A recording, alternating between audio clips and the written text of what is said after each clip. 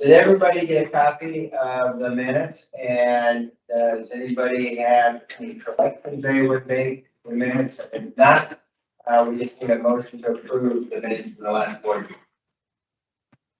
meeting. Second. All in favor? Aye. Okay. Aye. From the report of officers, I don't have anything new to report. Michael, anything? Good. Okay.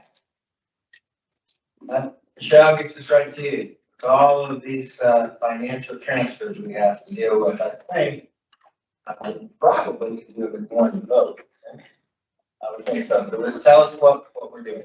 First thing I'm going to do is, I forgot to put this out, we are required to provide people the opportunity to fill out this paper about the county's and this meeting's ability to follow Social Rights and Disability Act. I'm going to pass it if you feel the need to fill it out. Okay. Financial summary, obviously we have both the financial reports attached. Nothing in particular that I think we need to talk about. As far as the adult state grant, we're at about 50%, which is exactly where we should be this year at this time of year. And nothing else to really add there. For juvenile, obviously, we're at the end of that year. We're starting to do one thing. And we have about $5,000 left in the grant fund at the end of May, and I believe we'll be spending all that money by the end of June. We wrap up.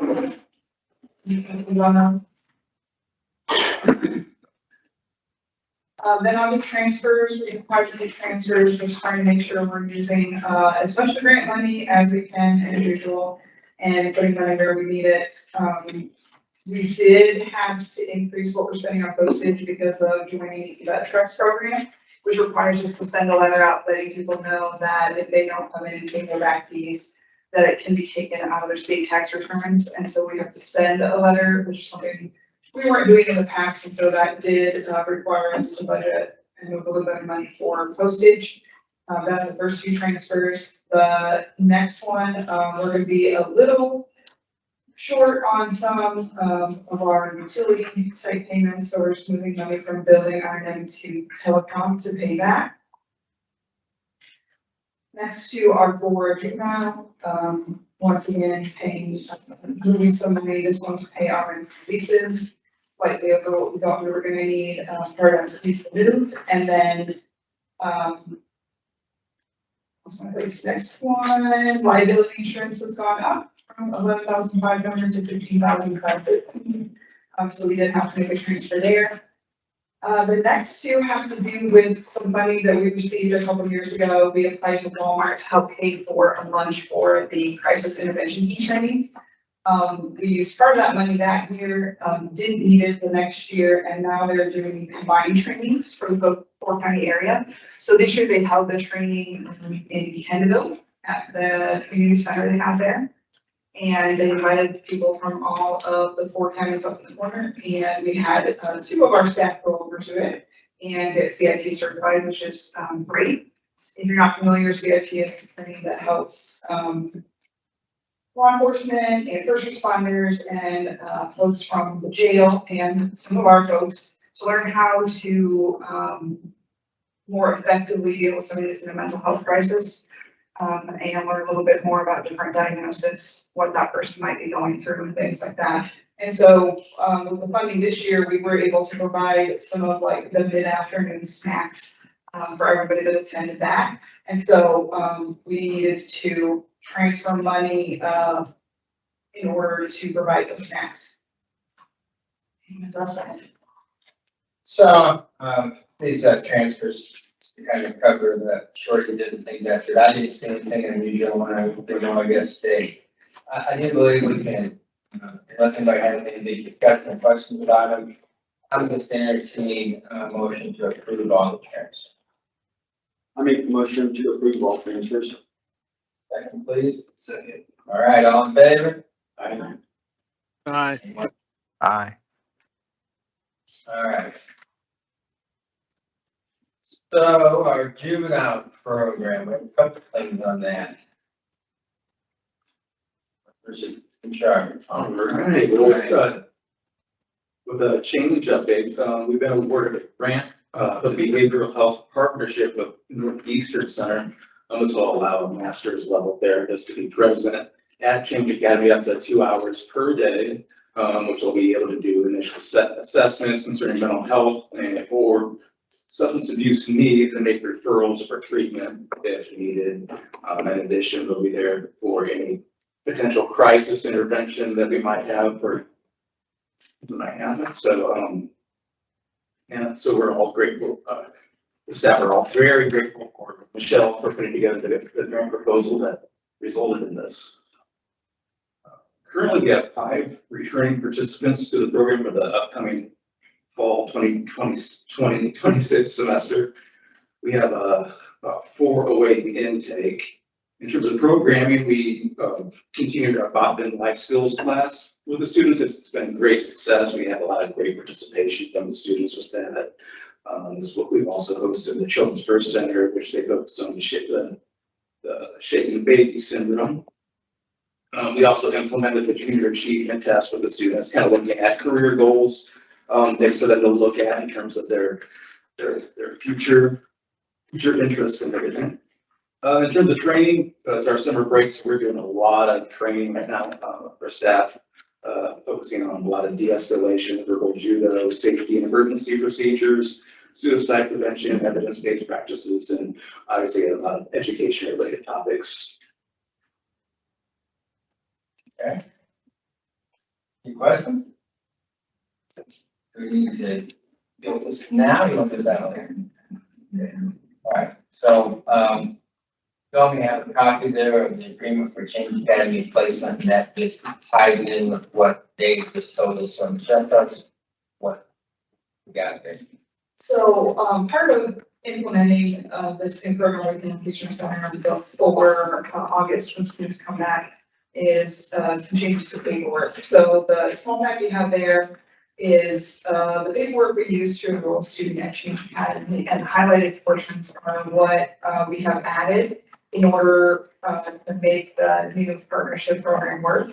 It's basically in the agreement, there are 2 sections. Number 27 is letting them know what it is and that the student agrees to participate.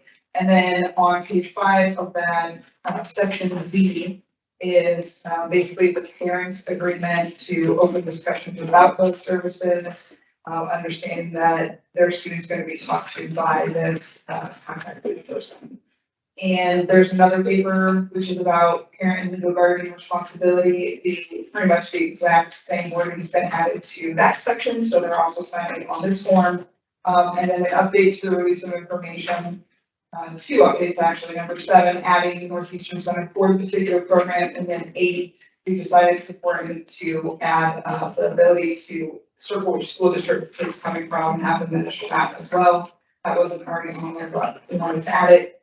The last page is for the 5 returning students that Mr. Bell was just talking about. Those 5 students obviously did not have this program in their initial agreement when they signed on last semester. So for those 5, we're going to be asking basically voluntarily for the parent to agree for them to participate, and if they don't, then any of those students would be exempt from participating for their last semester at Change. Confirm that, doesn't remember, changes our school program where you've been removed from school and you have a case pending in the juvenile system at the same time, so that there is some court supervision. Anybody ever refuse to sign an agreement?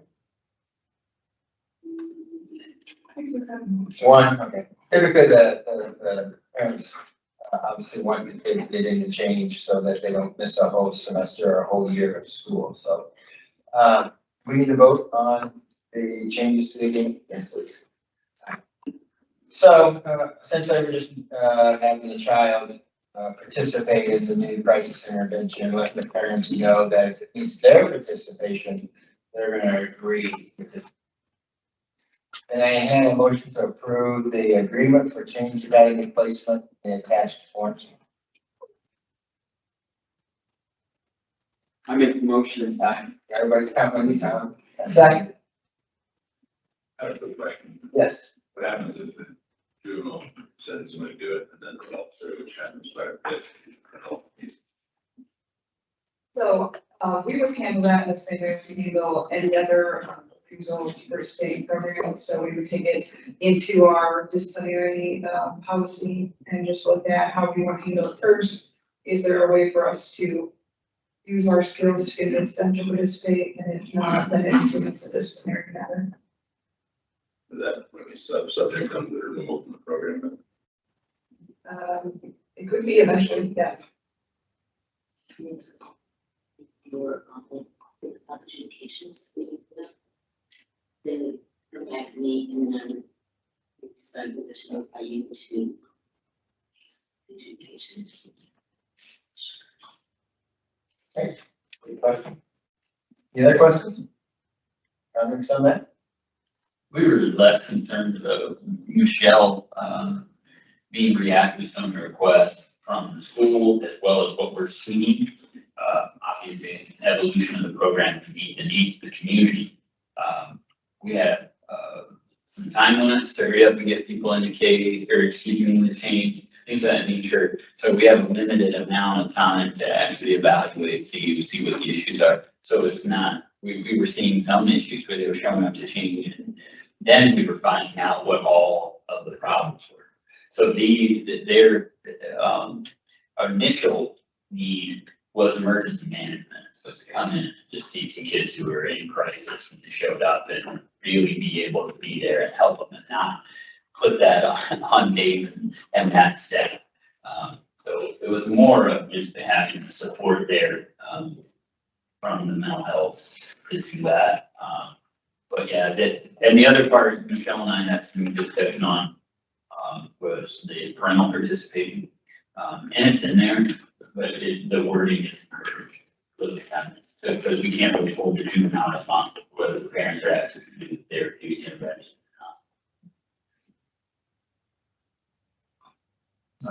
Do these, I mean, in my mind, these kind of mirror what you would do in a juvenile probation case, right? You would have them do assessments and you'd have parents participate in helping their kids go. So this would be like an opportunity if they were not on probation yet to get ahead of the game a little bit and do these assessments and And all probably, that. we also put in services, and sometimes it's harder than with college education. They agree to home-based services, and the parents are usually really receptive to that. So far, I haven't got any pushback from kids track, even though they're not, because they have a case open, it's just not. So, but I think the these are there, those will be problems that happen right in the classroom. And the children that Michael said, we didn't talk to long enough to know they had needs, and they can assess those needs and give them the services. Yeah, there's a large amount of change. I don't want to say large amount, but there's a percentage of change that come with services already. Like, but we've been notified that these are the certain issues, so we try that, but then there is a percentage that we have a section that has to be, the decision has to be made in less than 10 days. Well, we've met with them once, we've gotten in line, a very superficial look, and then they show up to change, and they have they're seeing for the entire school day, start to see those issues. And Michelle's designed a program that allows them to have somebody there to immediately meet those emergency needs. Yeah, I was just thinking it doesn't seem like it's adding anything more than they would already be doing anyway. It's just giving them the opportunity to do it at change as well. And part of the idea is, honestly, some of the things that we were seeing in disciplinary issues, what we thought the appropriate outcome was actually to refer them to maybe further services, new services, maybe they refer the population who didn't have any at all. So also the idea of it is if we can do this early intervention and early assessment stuff, then maybe we get them the services and it never makes it to the point where we would even notice it as a disciplinary issue, right? So let's basically let's treat what is actually happening, not wait for us to be reactionary to it. So that's, really the idea of getting that early assessment done. I think it's a good idea. Just somewhat worried of parents or the child saying, I don't do that. I don't know how that should go. I guess we'll see. Yeah, so, Without the court saying we will do this. And I think it kind of already is to some degree, but I think, I don't know how clear that's going to be when they read this. yeah, and I think, so part of what we have seen, for some of the kids that maybe aren't already receiving services, or maybe, we haven't just narrowed down exactly what would be most helpful for them, is that we are ending up, having them in the disciplinary process and doing juvenile DHPs and other different things like that. The result of that then is asking them to go ahead and go to treatment, or do a specific program, or maybe go have a med management appointment or something like this. So actually what our hope is, what the desire is, this program helps us do that more upfront, and we don't make it to the point where we're trying to force it at a disciplinary hearing or in the court. The parents become school, I just want the kids so that. Much like community corrections, change is voluntary. This is opportunity. If you don't want the opportunity, go back to school, don't want to withdraw and go the other way, which also puts you back in court. So it's pretty heavy handed if you decide to take the other route. So, but yeah, we discussed that language as well. And I hear where you're coming from too. I feel like we run into it a lot in the chin side of things, where it's like we haven't had the court order them to do it yet. But then we're having to have those conversations with parents like, hey, you do these things, it's just gonna show that you're taking the initiative to make the changes that are needed anyway. So it might be some of that, you know, those skills of. Press upon them from hearing the education. You know, this is part of this. You know, having the court saying something about that, or that compliance. Yes. And I think you're right too. Some people don't. Some people just are not gonna do it. All right, Second Tom's motion. okay, all in favor? Opposed? Aye. Okay. All right, and their eyes. Okay. Great. Our new GPS provider. For those that remember, Scram is our remote alcohol program. So John, tell us what we're doing. I'm gonna jump back real quick. Okay, Number 3 under juvenile, I did just want everyone to be aware that we were informed by, DeKalb Central Schools, sorry, number 2. We were informed by DeKalb Central Schools that the rent has increased for the location for labeled, choice, where case is located and now where change is located. So our rent is also going to be going up for, the next several years. I believe it's a 3-year lease for that. So just so everyone's aware. 300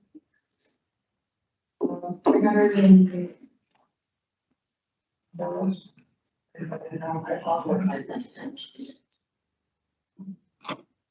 That's under the- I assume that it's an increase from the owner of the building to the Yes. house, and that's passed on. Correct, and then that portion was passed on to us for our portion of the space. Okay, so GPS provider, we had talked about this the last advisory board, and the board had given permission for us to, investigate switching. We did, where inputs, take them to areas where we know we have bad coverage, test them in different ways. And we were pretty happy with the performance results. Obviously, switching is always gonna require learning new systems and training of staff and different things like that, but I think we'll be prepared to take that on. So we have asked, the executive committee did give us approval to make that change, and the county attorney has helped us with sending the termination letter to our current provider. So we'll be switching over in August to the GPS English, also with Scram, who does also provide us with the remote ref and the CAM English for our home monitoring. So they're already somebody that we have accounts with and have dealt with. The only thing that will come along with that, which I will need to send out before our next advisory board, is we'll have to make the basic changes to our program agreements, fees and, wording, charging, equipment, air, so they don't destroy any of the equipment. And so we'll change all that paperwork and, I will also be sending that out to, the executive committee and others to review to make sure that they think, the changes cover everything that we need to have to make that switch. Any questions on that? So number two is, I do have a note here that we can hold this up until later. But I have an attachment in the packet, kind of showing a fee analysis. Because we're gonna have to change our fee agreement to reflect the new provider, obviously, things like if they damage, the equipment, how much it costs to replace it, the strap, the charger, different things like that. But the other discussion that I want to have is a little further down, and I'm gonna go ahead and just do it now, since we're talking about these. One of the things that happened, and I cannot remember why, but somebody asked questions about other programs fees, and then community correction instructors around the state started answering that email and kind of sending in, here's what we charge, here's what we charge. There are obviously a lot of different structures, a lot of different ways, folks do it, some have a scale, some based on income, some say it's a certain amount, or it's 1 hour of your wage, whatever a particular person's wages.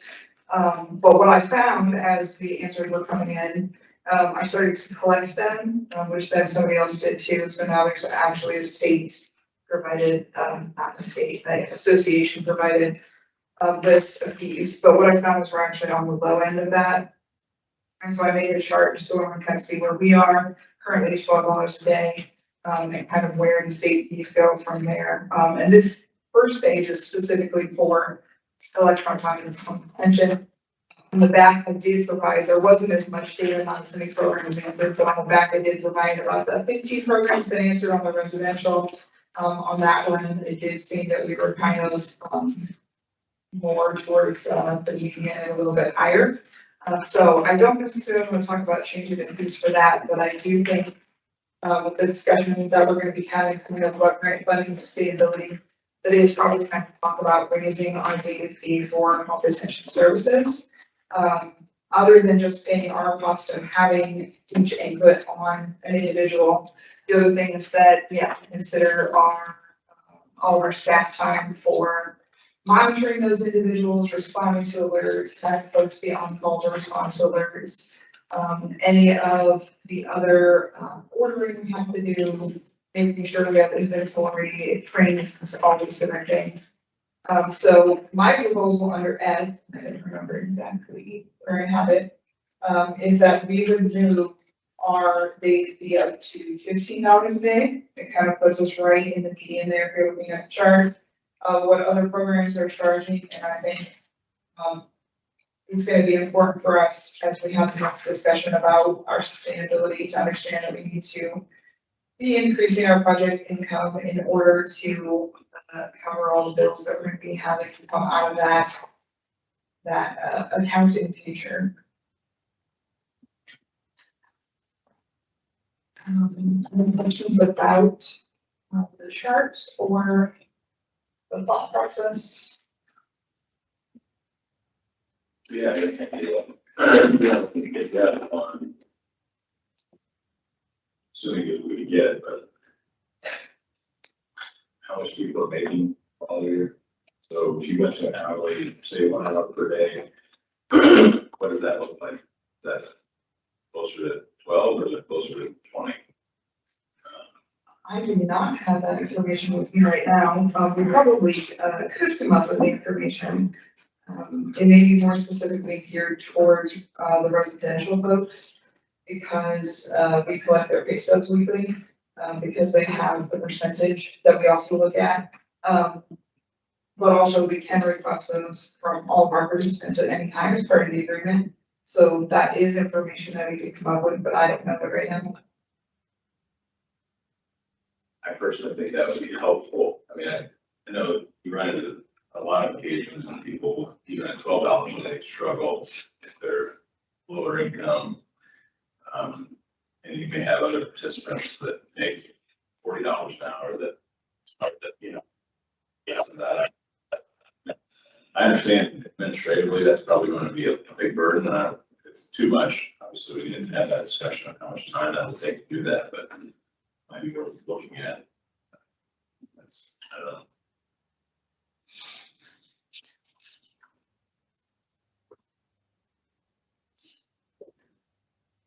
Logan, did we have someone that wanted to comment?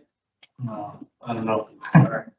One of the things that I would add, historically, prior to the building open, these fees were pretty regularly discussed. Since then, we focused 100% on efficacy, programming, all the rest of that. And because of that, we've kind of fallen behind in the discussion of whether we were just keeping up with standard.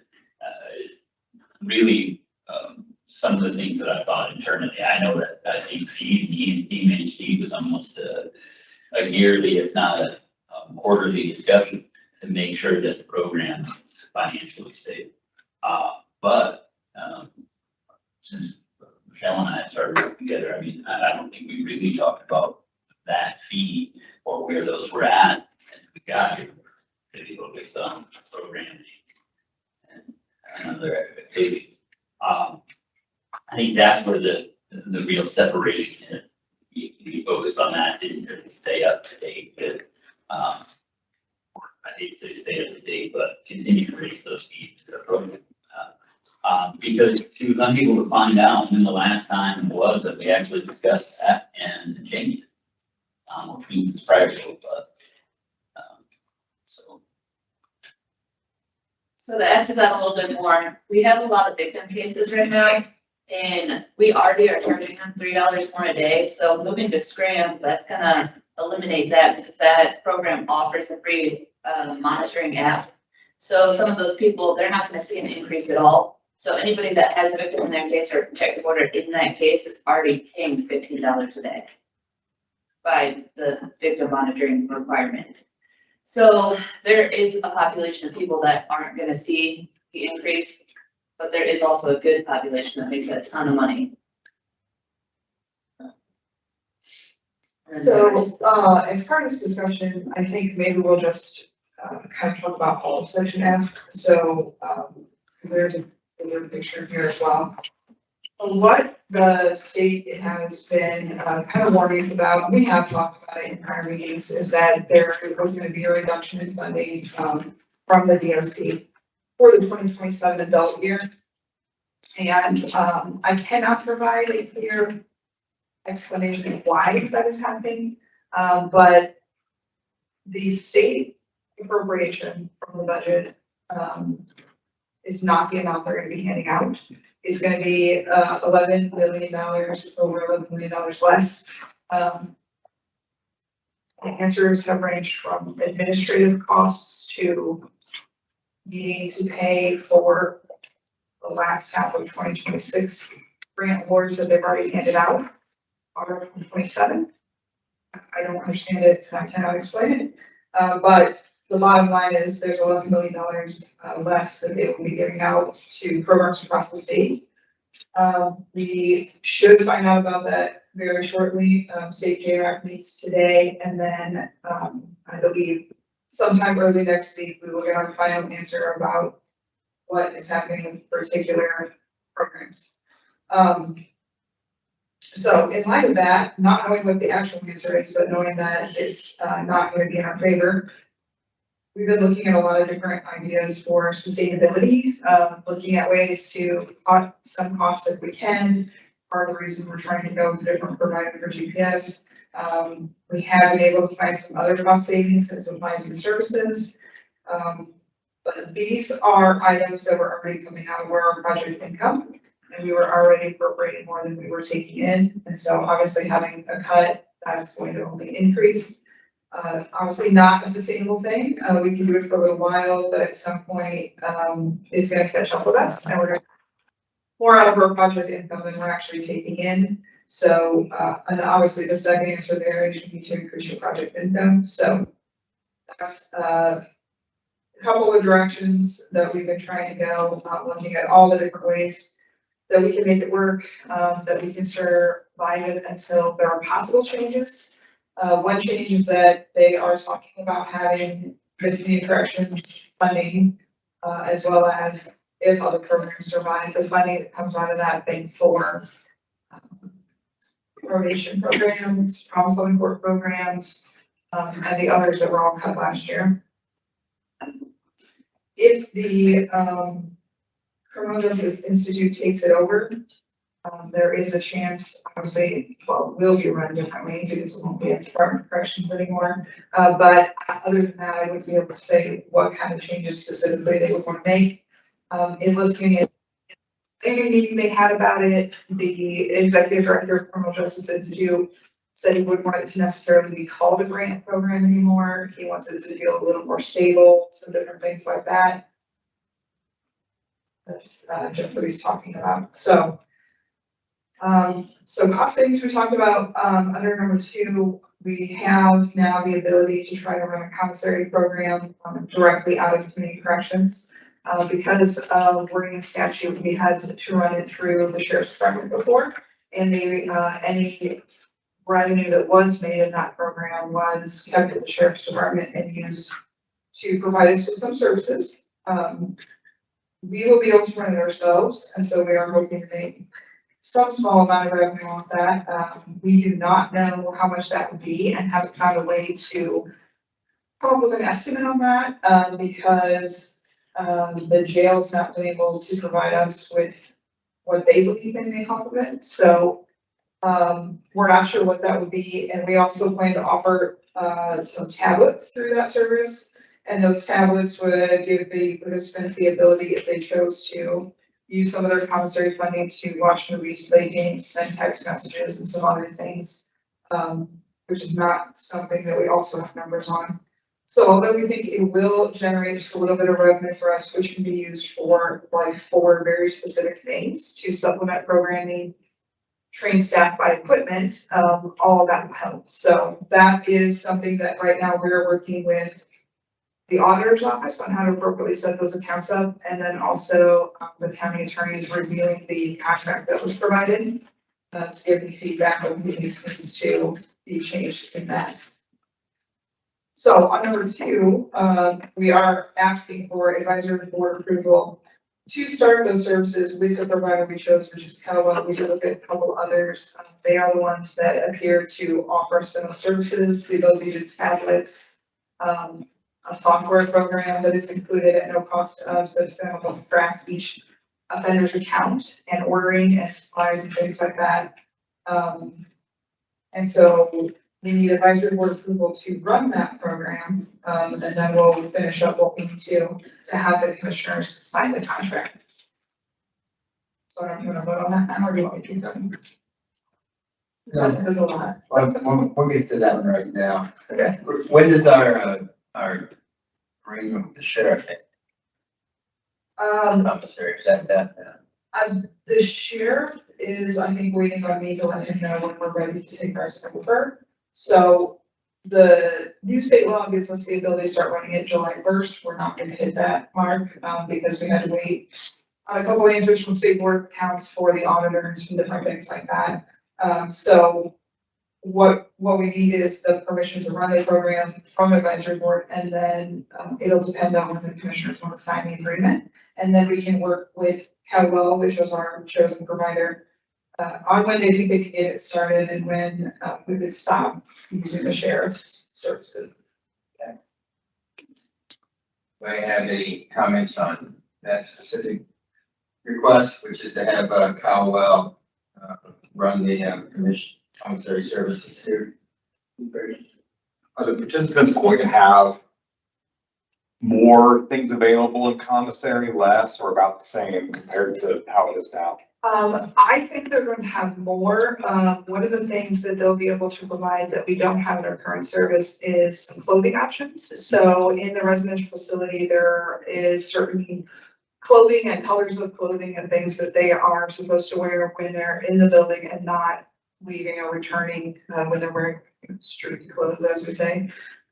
Those items will be available on the commissary, which will be nice, because as it runs right now, if we have somebody coming to the program that doesn't have those items, they have to have a family member or friend drop them off, or we have to make special arrangements for them to run out to Walmart or some other place to gather those. And now they'll be able to get them straight off the commissary.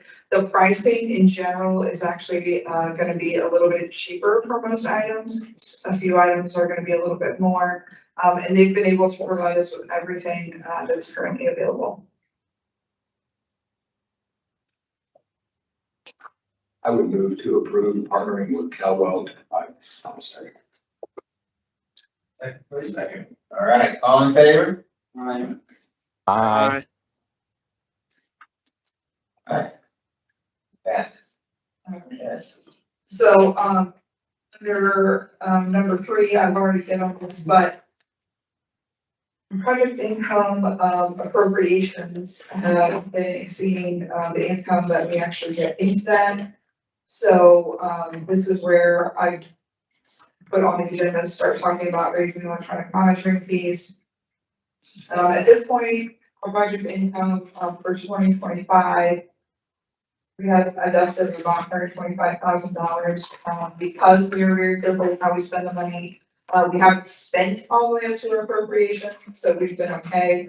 But I do want everyone to be able to know that, depending on the answer we get about our funding for 2027, that may not be the case. We may be in an actual situation in 2027 where we spend more than we take in. And the appropriation will definitely be well over, 125,000 more than what we believe we're gonna take in. There is the note there that says, I wasn't able to identify the last time those rates were increased. Going back in old advisory board notes, I couldn't find it. And there obviously are not many of us, around that long ago. I did ask her if she's been here a while. Yeah, She I was also didn't around. Remember, so. We did it as a committee, and we were meeting in the, jury room. So that was quite a while back when we did it, so, Okay. all right. So what happens if we run a deficit? I mean, do we go to the commissioners and ask for money? What happens when we run a deficit? Well, because we have notices coming, obviously, looking at all these different things, looking at, is there a way to increase the income? What are our cost saving measures? We've also already talked about possible partnerships. With the idea that, depending on the answer that all the programs across the state get, what decisions do they make on changes to their programming? And is there a way for us to work together, to make that happen? Knowing that we have a facility here that has, the space capability is purpose built, it's, here, and we do have open beds, most of the time, because I was only assuming it was built with growth in mind. Possible partnerships could help, but I think you are correct in that the next choice would be, going back to the county council during our sessions and letting them know that we're gonna need a little more help to make the program run. To keep things going, our goal at this point is obviously to keep everything running, keep everything functioning, keep staff levels where they need to be, and tighten our belts in other places where we can. To see what happens past 2027, if the changes with the Criminal Justice Institute do happen and are really helpful. If there's some other changes that happen, if the state decides to change the budget and increase the funding back up to where it was, say, 5 years ago, before they started cutting it in the overall budget, all these things could only help us, but none of them will probably happen until the 2028 year. So that makes 2027 for us a year of trying to make it through, keep everything functioning the way it needs to, and see where we are in 28. It's not a solitary focus. It's like an octopus. So myself, Michelle, several other people in this room had the discussions in January about how we reacted to a state that isn't really giving us all the information. You have to guess at a plan, you have to guess at what they may or may not do. We're getting closer to getting some definitives of what they intend to do. But it's taking a look at every piece that we have the ability to affect council, our own intakes, group, or combinations of looking at, other partners in other counties. There's a ton of plans that we've been working on, and some of it seems a bit like an overview, because we can't give it all to you as we sit here. But yes, it's taking what our expectation of our expenditures are, and really moving in 10 different directions to cover all of them as the state comes to their shortfall. They'll become more and more clear as we move on, but each piece of this that she's presenting is smaller pieces of a larger plan. We're just trying to make sure that we're prepared for 2027 and have as much done before we get to that budget year. If you follow the paper, there's a lot of information on what's going on throughout the state and some of the local counties. And we're trying to avoid those thought processes and those actions by having a lot of the planning done. I will say when we set the fees years and years ago, we didn't have a lot of data to go by. We had Judge Wallace was chairman here. We had the prior director, and Judge Wallace put together a committee, and we were meeting at the courthouse and developing the fee schedule, and then what would be the commitments, laying down who could be eligible and who could not be eligible. We had some information, but we didn't have a lot data to go by. We just were using the information that we had from other counties. So whatever that fee schedule was set on was quite a while back. There's kind of a myth, I think, in the community that these programs are fully funded by the participants. You know, the money that they spend, of course, should be plenty for everything in this building, which of course we all know based on our budgets, it's not even close to true. It's closer to a drop in the bucket. But if we can get closer to a situation where the money that's coming in through our participants is a stable, consistent part of the budget, I think that helps us to navigate some of the ebbs and flows from the state that we don't have a lot of control over. But I think it's a balance, right? It's a balance between trying to have enough money that it helps sustain the programs, being fair with people, and having numbers that are not so high that we can't have our target population be able to participate. It seems to me that the data that Michelle gathered and provided about what's happening in other parts of the state is a pretty good indication that these kind of numbers are sustainable and that other programs are able to be successful with them. So I think those are great data points to have in this. Any discussion from the other? I really like the idea of income-based fee schedule. I know that causes more administrative headache, and I guess we don't know what those numbers look like right now.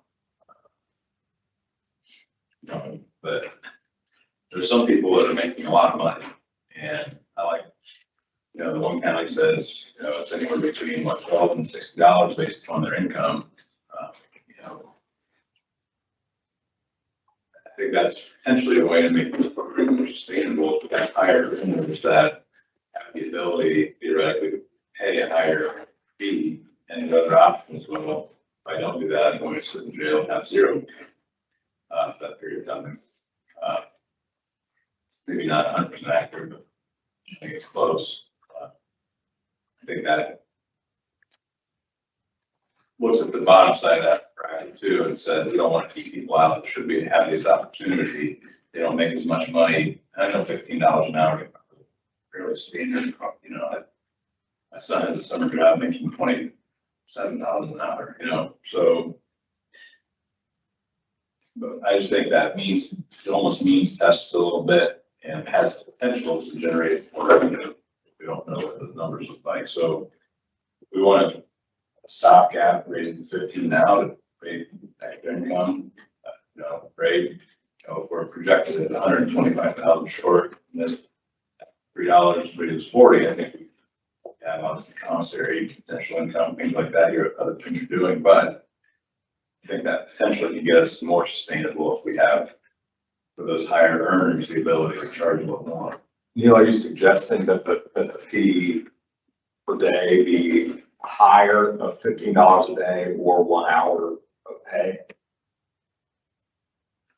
I think One way to do it. that's one way to do it. I mean, if somebody's making $12 an hour, I don't want to say you can't do this unless you pay, you know what I mean? But I think that's what's proposed and everybody agrees to it.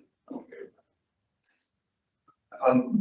If I understand what you're saying, there's no objection to moving to 15 now and make us more sustainable, but you'd like to see numbers going forward of what the program income could look like if we I made understand, it closer to. I understand what Michelle's dealing with, complete unknown of what we're moving forward toward.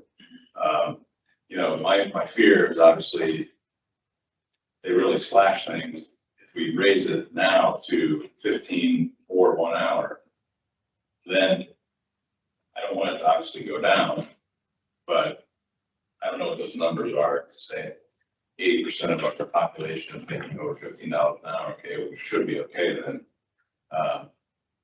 We don't know what that looks like. So the stopgap is the other thing I don't like either for anybody is to raise it and then just raise it again. You know, keep adjusting this fee schedule so that the general population knows, you know, if there's criminal justice involved, here are the fees. So I think that benchmark of whatever, $15 an hour or 1 hour's wages, I think people can understand that pretty clearly. Right. I will admit, you know, being on the screening board, I think, you know, about Michelle that actually did the test on under perfect. Very few, do we discuss that wouldn't have the ability to pay. You know, it's here and there. And those would usually be ones where we looked at, I think, less employment. It's more of a Ashley and the team done enough and they're back on and they have something extensive like a restitution or child support requirement where we're like, oh man. And I think most of those are more like an RWF question. Will they be able to support 2 households? Sure. Because they're sitting here, but it'll be able to pay for the bills at home. I think they're less than the MHD question. But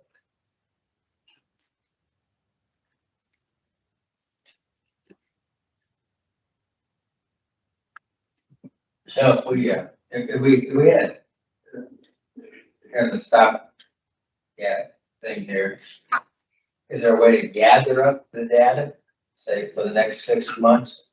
So we could look at something at the beginning of 2027 that says how much is the, the average person's hourly wage? I think we should, I think the timeline should be shorter. I think we can go backwards in time. Yeah. Divide it 6 months. Pass, Oh, okay. and then have it for September. September. And then put this one off to September. Decide, can we do that? Decide if we want to go with an hourly formula, a set formula, or a combination of the two, as Judge Close suggested. We can do that. I think, what I would ask for is, very specifically any information that people would want to have, and then I would do my absolute best to have folks help me collect that information. Just want to make sure in September that I'm showing them exactly what everybody would want to see in order to make a decision. Is that going to allow us then to know a little more certainty what's going to happen, today, the day after, and trickling down to, 3 months from now, state budgets? We have an idea, okay, they really slashed even more than we thought, and we really need to look for extra income. Well, so number 4 then, on the agenda is just letting everybody know that the budget adjustments, for the grant are due back to DOC by July 27th. Which, I don't think is particularly reasonable, giving a month for all of us to figure that out, also knowing specifically for us that county council isn't making a lot of their decisions until August. So, I have a plan to tell them that I won't be able to answer them until August, after county council makes some final decisions. As far as county funding goes, I think they'll allow that, but I haven't asked yet. But just so everyone's aware that, their expectation is that after they give us this news, that we have everything back to them by July 27th. So the other option would be assessment.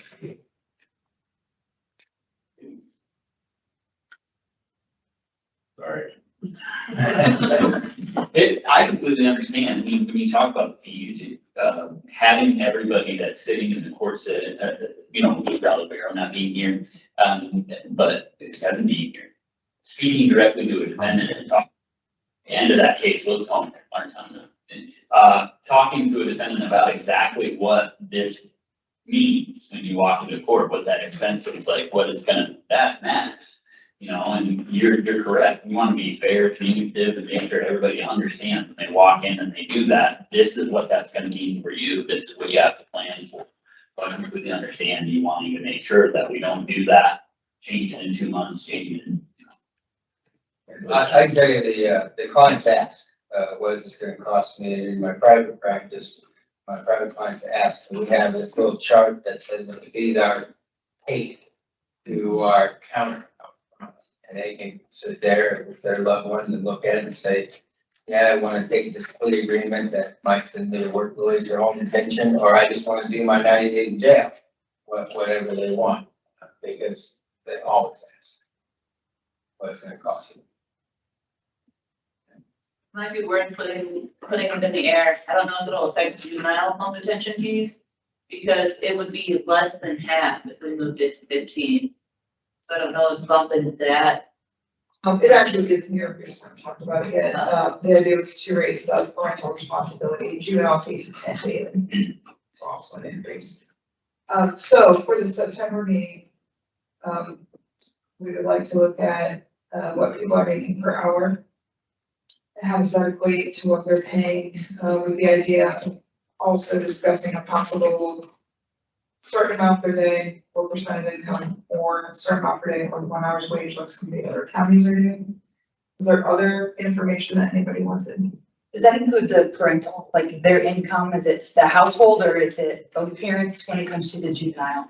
Well, that's a good question because we've never done it that way before. And that's why I was curious if is the parents' income like discussed when the juvenile comes in? Like, do they fill out the reports of are you below poverty level or?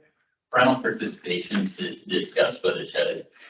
We set our levels I think, beginning with the creation of the juvenile detention on-call, because I'm paying, DeKalb County probation and or the county is paying for those immediately as an alternative to detention. So we set it at a base rate. We're all involved in the county, so we didn't want, pay more. And no matter what it is, it's a gigantic savings to the county, hundreds of dollars per day. So we set it at a pretty low rate, also knowing that we're holding parents responsible for someone else's activity. So all of them are taken into account. Parental participation there, the hearing judge is pretty heavy on that, making sure that he gets all that information and sets parental participation. The other thing that I was thinking of as you're talking about this is how many man hours is it gonna take to evaluate each person and what their income is and what they can pay? Does it make sense, like if we raise it, it's great, but if we're paying more for the workers to evaluate it than what we're getting in benefit, then it's not really.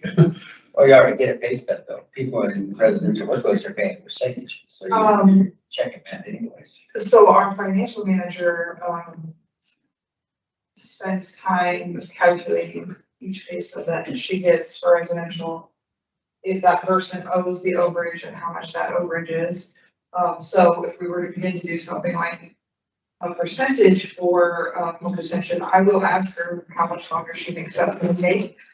If it's just the set amount or their hourly wage, that's a little easier because that's something we can set in the computer and automatically run based on their hourly wage versus someone having to calculate the percentage, right? Right. So that there will be a difference, I would think, in how we do that, yeah. But she would be the one to be able to answer that question, Right. so I'll find out from her, yeah. And the other question I had was what percentage of the population is coming in unemployed or, I mean, and then working through your programming to get them employed. And then what do those hourly rates look like? You know, how's that going to tie into what we're charging? Once they do get those jobs that you're helping facilitate with that. Go ahead, Ashley. So our population that comes in unemployed is, I wouldn't say like maybe 20%. A lot of them have jobs, but that is due to their own willfulness. The bigger concern is ultimately probably our people with disability. We do have a population of them that already struggle, some that are in sober living that struggle with paying the fees. But it would probably be similar to our work release folks that it's a minimum of $25 a day or 25% of your net income. So we have that base rate. So they can budget accordingly, and they know that when we do the screening interview. The willful unemployment is where the percentage is, you know, and then it's the acceptance with caveat this guy. So very limited amount decided they're not gonna willfully get a job. Thank you to Sonic for that street.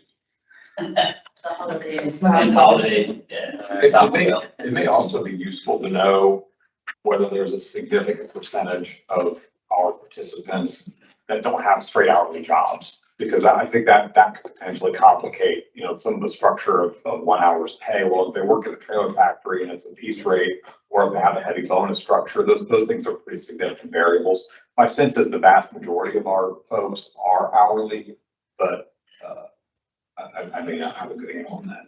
For servers. Right, yeah, Yeah. good point. Tally, not to overstate your abilities, but charts and graphs, I'm pretty sure we can get the answer. That's her whole office is charts and graphs, so we'll get it. Well, it sounds like we're gonna put this vote off into the September meeting. If we need something before that, if you find out you're right, what's going on, then let me know and we'll schedule some emergency meeting.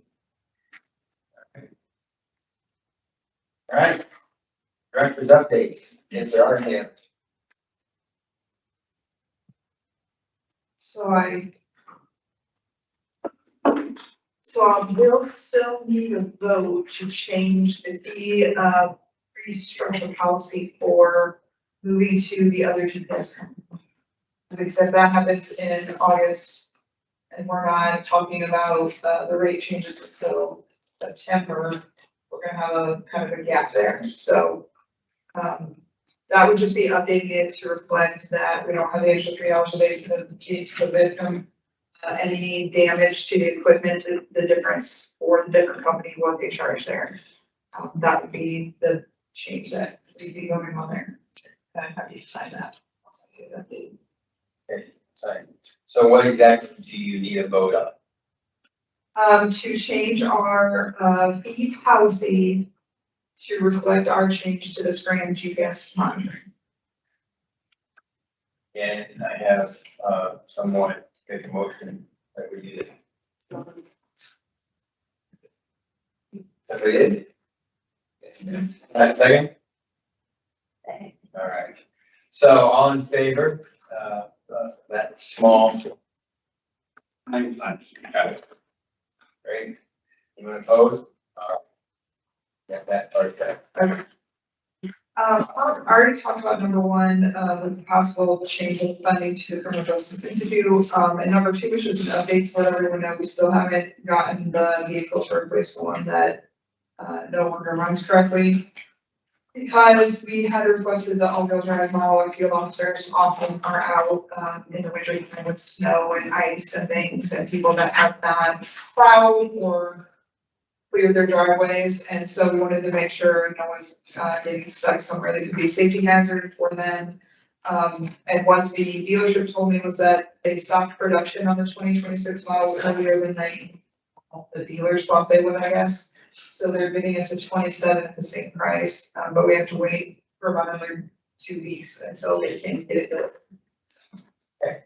That's update there. That's it. Any other business? And I'll adjourn the meeting, see everybody on September 11th, 2026, which should be an interesting meeting. All right, flying away. So this, yeah.